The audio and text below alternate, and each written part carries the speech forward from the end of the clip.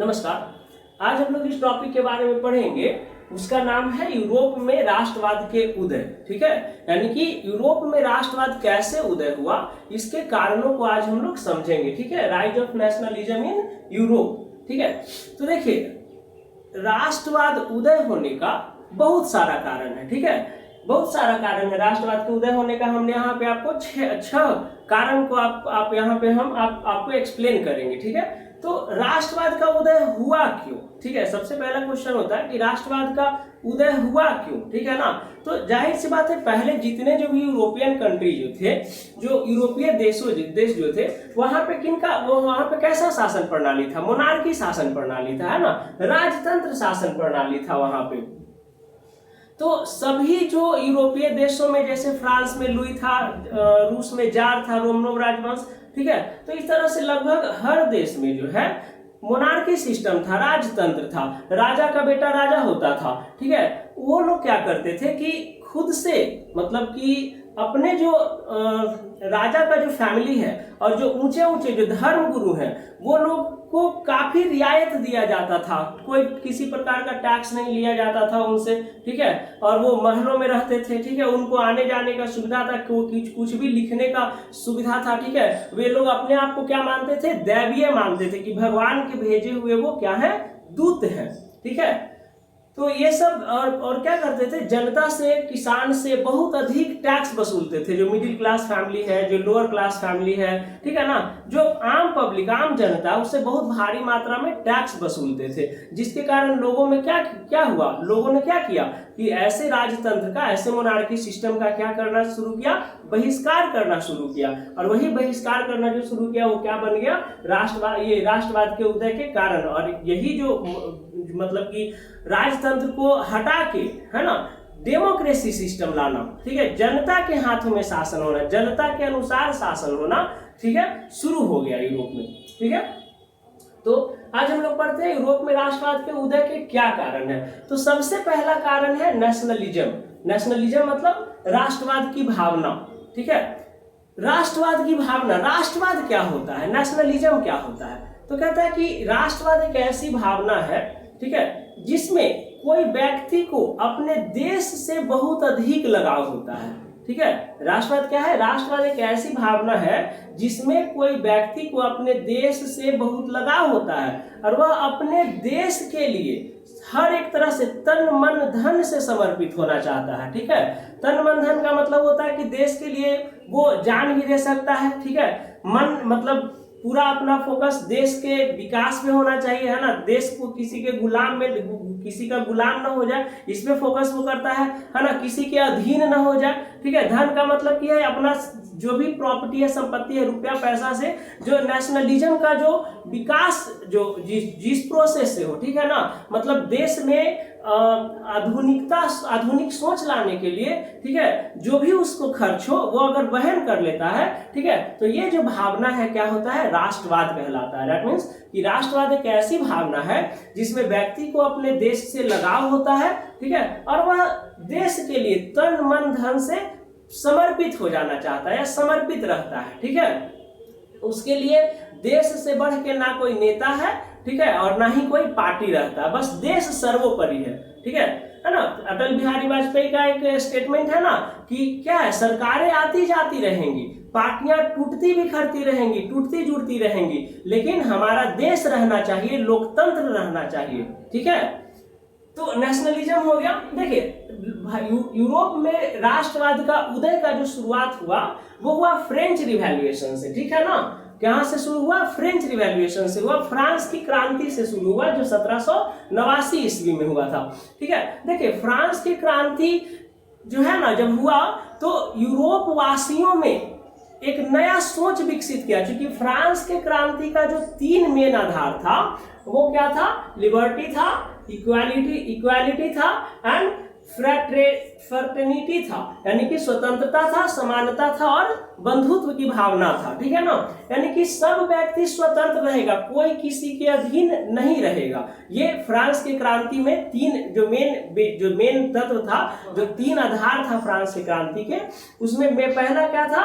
Liberty, मतलब सबसे पहले स्वतंत्रता, है ना, कोई भी व्यक्ति तब तक विकास नहीं कर सकता है जब तक कि वो स्वतंत्र नहीं है। सेकंड है इक्वालिटी, लोगों में समानता, यानी कि कानून के नजर में सभी लोग समान है, ना कोई बड़ा है, ना कोई ऊपर है, ना ही कोई नीचा है, ना ही कोई छोटा है। और फर्टर्निटी का मतलब क्या हुआ, बंधुत्व, यानी कि लोगों को, देश के लोगों को एक दूसरे से मिलजुल कर रहना चाहिए, तभी देश विकास होगा। ठीक है, देश में रहने वाले लोग सभी एक परिवार के समान होते हैं। इस भावना का फ्रांस की क्रांति में विकास हुआ।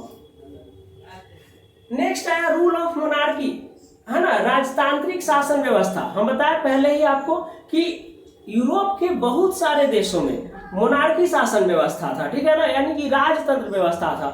वो अपने प्रजा को किसी भी तरह का सुख सुविधा नहीं देते थे और उल्टा उससे अधिक से अधिक क्या वसूलते थे, टैक्स वसूलते थे। तो टैक्स एक सीमा तक ही ना आदमी देगा, किसान देगा, मजदूर देगा, मिडिल क्लास फैमिली देगा।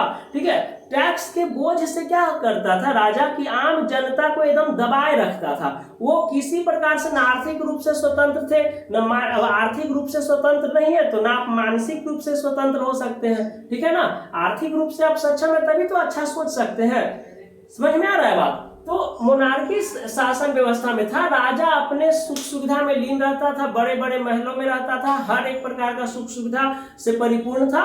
लेकिन वहां की जनता जो है वो उसको बहुत सारा टैक्स देना पड़ता था राजा को, जिसके कारण वो किसी भी तरह अपने राजा को हटाना चाहते थे। वो एक ऐसी व्यवस्था चाहते थे जिसमें उनका भागीदारी हो, उनकी स्वतंत्रता हो। ठीक है, उनका विचार, उनके विचारों के द्वारा काम हो, ऐसी सरकार को वो चाहते थे। तो इसीलिए यूरोप के जो जनता है विभिन्न देशों में जो है, ऑस्ट्रिया, इटली, जर्मनी, है ना, रूस, फ्रांस, इंग्लैंड में बहुत सब जगह यही सिस्टम था कि सब जगह राजतंत्र था और वो अपने राजा को किसी भी तरह से हटा के शासन अपने हाथ में लेना चाहते थे। जनता शासन को अपने हाथ में लेना चाहता था, अपने तरीका से सरकार चुनना चाहता था, अपने तरीका से शासन व्यवस्था को चलाना चाहता था, ताकि वो मतलब स्वतंत्र रह सके, है ना, मानसिक तौर पर और आर्थिक तौर पर। ब्रिटिश एंड फ्रेंच रिवॉल्यूशन, देखिए राष्ट्रवाद की भावना को जो उदय करने में तीसरा महत्वपूर्ण कारण है वो है इंग्लैंड की क्रांति यानी कि ब्रिटिश क्रांति और फ्रांस की क्रांति। ठीक है, यही दोनों जो है ना पूरे यूरोप में राष्ट्रवाद के उदय का सोच जो है ना नव युग का शुरुआत कर दिया। मतलब कि राष्ट्रवाद उदय कैसे हो, है ना, ये जो मन में किसी के मन में जो है राष्ट्रवाद के प्रति भावना को बढ़ाना, यही दो क्रांति किया। कौन कौन, एक ब्रिटिश क्रांति और एक फ्रांस की क्रांति, है ना, कि किस तरह से जनता को, किस तरह से वहां के लोगों को अपने जो है निरंकुश शासन के प्रति आंदोलन करना चाहिए। ठीक है, ये लोग सीखे ब्रिटिश के क्रांति से और फ्रांस की क्रांति से। देखिए ब्रिटिश के क्रांति में, जब ब्रिटिश क्रांति हुआ, जब इंग्लैंड आजाद हुआ, ठीक है, तो वहां दैवीय अधिकार का अंत कर दिया गया। वहां के जो पोप लोग थे, जो धर्मगुरु लोग थे, वो अपने आप को क्या समझते थे कि वो भगवान के भेजे हुए दूत हैं और वो जो कह रहे हैं वो भगवान का वाणी है। अतः सभी लोगों को उनके बातों को मानना चाहिए। और उनके इस मान्यता ने बहुत सारे धर्मगुरु हैं इसका बहुत गलत फायदा उठाया। ठीक है, और जनता जो है पढ़ी लिखी नहीं थी उतना, है ना, धर्म में लीन थी, है ना, तो इसके कारण वो उसको मानते थे। लेकिन जब ब्रिटिश क्रांति हुआ तो दैवीय अधिकार का अंत कर दिया गया। उसी तरह से जब फ्रांस की क्रांति हुआ तो फ्रांस की क्रांति में व्यक्ति को पहले स्वतंत्रता नहीं था, सब पावर किसके पास था, लुई के पास, जो वहां का राजा था, लुई 16। जब फ्रांस की क्रांति हुआ, फ्रांस की क्रांति का एक अलग चैप्टर, आपको सेपरेट चैप्टर बताएंगे कि फ्रांस की क्रांति का कौन कौन से कारण था, क्या कारण था कि फ्रांस में क्रांति हुआ, और उसका परिणाम भी बताएंगे। ठीक है, तो ये फ्रांस की क्रांति में सबसे जो मूल चीज था वो क्या था, व्यक्ति की स्वतंत्रता। फ्रांस की क्रांति के बाद क्या आया, फ्रांस के लोगों में स्वतंत्रता आया। लोग अब खुल के बोल सकते थे, खुल के लिख सकते थे, यहाँ वहां जा सकते थे। ठीक है ना, अपने जो मन का जो विचार है किसी भी माध्यम से, मीडिया के मतलब जो लेखन के माध्यम से, समाचार पत्र के माध्यम से व्यक्त कर सकते थे, है ना। अभी हमने बताया ना आपको कि जो फ्रांस में जो क्रांति हुआ था उसमें मेन 3 चीज था, है ना, 3 आधार था उसका। कौन कौन? स्वतंत्रता, समानता और बंधुत्व। इंग्लिश में बोलिए तो लिबर्टी, इक्वालिटी एंड फर्टर्निटी, ठीक है। तो यही है कि फ्रांस की क्रांति में व्यक्ति की स्वतंत्रता पर जोर दिया गया कि क्योंकि एक स्वतंत्र व्यक्ति ही स्वतंत्र समाज और राष्ट्र का निर्माण कर सकता है। जो व्यक्ति मानसिक रूप से पीड़ित है, आर्थिक रूप से कमजोर है, और आर्थिक रूप से कमजोर व्यक्ति हमेशा मानसिक रूप से पीड़ित ही रहेगा, क्योंकि जब तक आदमी के पास पैसा नहीं होगा, घर चलाने का पैसा नहीं है, तब तक वो मानसिक रूप से कैसे स्वतंत्र हो सकता है। उसका आधा समय तो यही सोचने में लग जाता है कि 2 वक्त की रोटी हम कहाँ से कमाएं, है ना, अपने फैमिली को कैसे खिलाएं। बात समझ आ रहा है? तो ये हो गया 3 पॉइंट। चौथा है contribution of Napoleon. Napoleon Bonaparte का नाम सुने हुए? देखिए, नेपोलियन बोनापार्ट को एक लाइन में यहाँ पे समझना बहुत मुश्किल है। नेपोलियन बोनापार्ट का भी अलग से एक वीडियो बनेगा, सेपरेट वीडियो बनेगा, लॉन्ग वीडियो बनेगा, जिसमें इसका इवैल्यूएशन कैसे हुआ, ये यूरोप के किन किन देशों को जीता, कैसे जीता, कब जीता, है ना, ये सब उसके बारे में बताएंगे। अभी बस समझिए कि राष्ट्रवाद के उदय में नेपोलियन बोनापार्ट का क्या कंट्रीब्यूशन है, क्या योगदान है। तो नेपोलियन का योगदान कह रहा है कि जब नेपोलियन का क्या हुआ, उत्थान हुआ, उदय हुआ, ठीक है, तो वो यूरोप में नव युग का शुरुआत माना जाता है। नेपोलियन बोनापार्ट का जब उत्थान हुआ, उदय हुआ, तो उस युग को, उस समय को यूरोप में नव युग का शुरुआत माना जाता है, ठीक है। उसने प्रसा, रूस, ऑस्ट्रिया, जर्मनी, फ्रांस, पोलैंड सबको हराते हुए, ठीक है ना, सबको हरा के वहां जनता के शासन को व्यवस्थित किया, ठीक है ना। मतलब अपना करीबी लोगों को वहां का क्या बना देता था, राजा बना देता था, या वहां का प्राइम मिनिस्टर बना देता था, है ना, प्रतिनिधि बना देता था, ताकि वो सही से काम कर सके, ठीक है। क्योंकि नेपोलियन बोनापार्ट जितने लोगों से युद्ध किया, ये सब में मोनार्की सिस्टम था। तो मोनार्की सिस्टम, राजा के सिस्टम को हटा के वो वहां अपना शासन व्यवस्था अपनाया, जहां मेन 3 चीज था। कौन कौन? स्वतंत्रता, समानता और बंधुत्व, ठीक है ना। ये तीनों को आधार मानते हुए क्या है, नेपोलियन ने यूरोपीय देशों को, जिन जिन देशों को जीता था, उसमें सब अपना अपना क्या करने लगे। जिन जिन देशों को वो जीता था वहां स्वतंत्रता, समानता और बंधुत्व की भावना को लागू किया, और उसके इसी प्रयास से जो किसी भी यूरोपियन देश थे, वहां की जनता नेपोलियन को सपोर्ट करने लगी, ठीक है ना। क्योंकि नेपोलियन क्या कर रहा था, मोनार्की सिस्टम को हटा के, राजतंत्र को हटा के जनता के शासन की व्यवस्था को लाना चाह रहा था, जनता के शासन की व्यवस्था को ला रहा था वो। नेक्स्ट है राइज ऑफ मिडिल क्लास, मध्यम वर्ग का उदय। देखिए, जब ब्रिटेन में औद्योगिक क्रांति हुआ, ठीक है ना, औद्योगिक क्रांति हुआ, या कहिए कि जो वाणिज्य और व्यापार के जो क्षेत्र थे, ठीक है ना, तो इंडस्ट्रियलाइजेशन होने से, मतलब कि कल कारखाने खुलने से, उद्योग धंधे के स्थापित होने से, ठीक है ना, बहुत सारे मध्यम वर्ग का उदय हुआ, जिनमें कौन आते थे, एक आध टीचर आते थे, ट्रेडर्स आते थे, अकाउंटेंट आते थे, डॉक्टर आते थे, और बहुत सारे जो सोसाइटी को हेल्प करने वाले लोग हैं, ठीक है। तो इन लोगों का उदय हुआ, मध्यम वर्ग का उदय हुआ, ठीक है ना। तो ये लोग जो है चीजों को समझने लगे कि किसी के अंडर में रह के काम करने में क्या है, और इंडिपेंडेंटली काम करने में क्या डिफरेंस है, ठीक है। तो ये जो मेन जो है राइज ऑफ मिडिल क्लास का उदय हुआ ही था ट्रेड के कारण, व्यापार के कारण, वाणिज्य के कारण, ठीक है। तो टीचर, ट्रेडर्स, अकाउंटेंट्स, डॉक्टर्स, ये सब मिलके एक कॉलोनी स्थापित कर लिए, ठीक है ना, जहां मध्यम वर्ग के लोग रहते थे। वो ना ही बहुत अमीर थे और ना ही बहुत गरीब थे कि लेबर, मतलब उनको काम करना, लेबर वाला काम करना होता था। तो इन लोगों के पास सोचने के लिए अधिक वक्त मिला, ठीक है। और ये लोग जो है लेखन के माध्यम से, है ना, क्या किए, अपना एक नया गुट बनाने लगे, है ना, इंफॉर्मेशन पहुंचाने के लिए कि क्या होना चाहिए सोसाइटी के लिए, कैसे सोसाइटी को डेवलपमेंट के लिए क्या करना चाहिए, राजा को कैसे हटाना है ना। ये जो सिस्टम है,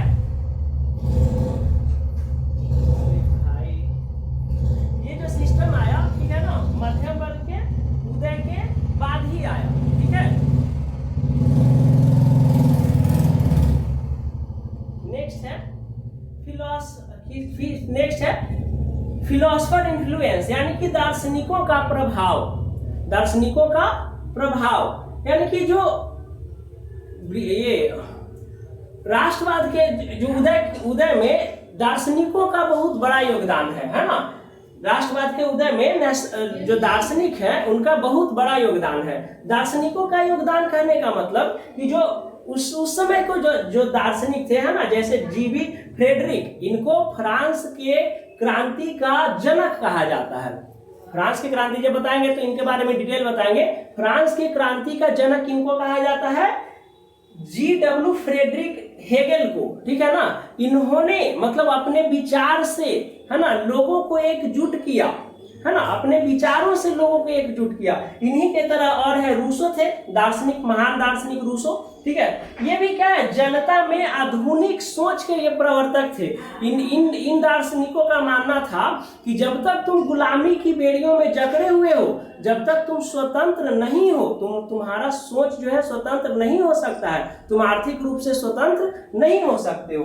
तो उन्हीं में आते हैं प्लेटो, सिसरो, पेरिकल्स, ये सब जो दार्शनिक हैं, ठीक है ना, ये यूरोप में घूम घूम के राजतंत्र के क्या क्या कमियां हैं और डेमोक्रेसी का, दैट मीन्स की शासन मतलब जनता के शासन आने का क्या क्या फायदा था, इनको घूम घूम के लोगों को यूरोप में बताए, जिसके कारण लोगों में मतलब यूरोप के लोगों में, यूरोप वासियों में क्या है, राष्ट्रवाद के भावना क्या हुआ, उनमें राष्ट्रवाद की भावना विकसित होते चला गया और ये जो राष्ट्रवाद के उदय का कारण बना। ठीक है, तो आई होप कि आप यूरोप में राष्ट्रवाद को अच्छे तरह से समझ गए होंगे। ठीक है, नेक्स्ट चैप्टर में हम लोग पढ़ेंगे फ्रांस की क्रांति। फ्रांस की क्रांति पढ़ेंगे और फ्रांस की क्रांति के उदय के कारण पढ़ेंगे। ठीक है।